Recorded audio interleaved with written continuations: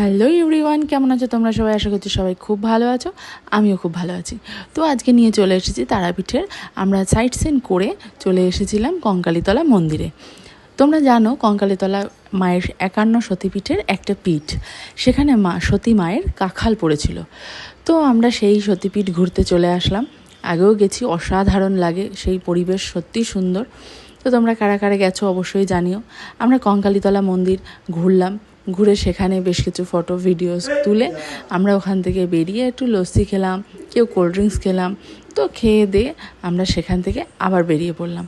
তো বেরোনোর আগে বেশ কিছু ফটোস তুলে নিলাম, ওখানকার জল নিয়ে নিলাম। কঙ্কালীতলার যে পুকুরের জল, সেখানে জলও খুব বিশুদ্ধ। তো সেই জল নিয়ে আমরা চলে আসলাম শান্তিনিকেতন সোনাঝুরি হাটের উদ্দেশ্যে।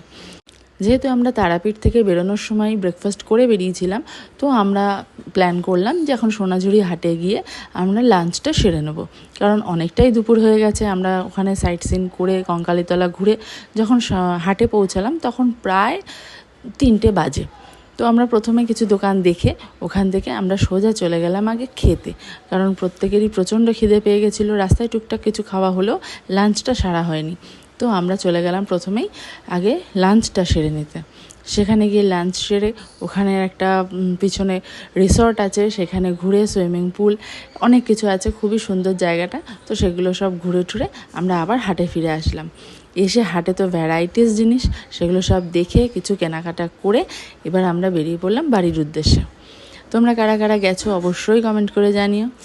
যাই হোক, খুব ভালো ঘুরলাম, সারাদিন অনেক ঘুরে ক্লান্ত হয়ে, তবে অনেক ভালো ভালো স্মৃতি নিয়ে এবার বাড়ির উদ্দেশ্যে রওনা দিলাম। ভিডিও ভালো লাগলে অবশ্যই লাইক কমেন্ট শেয়ার করে দিও। টাটা।